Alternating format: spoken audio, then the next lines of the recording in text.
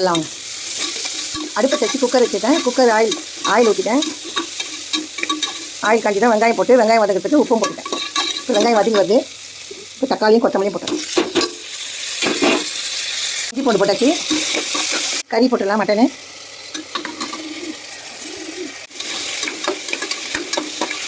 எல்லாம் ஒரு 5 நிமிஷம் வதங்கி சுருங்கி வரணும். இப்படி வந்தால் தான் நம்மளுக்கு வந்து நல்லா ருசியாக இருக்கும் குழம்பு. உருளைக்கிழங்கு போடலாம்.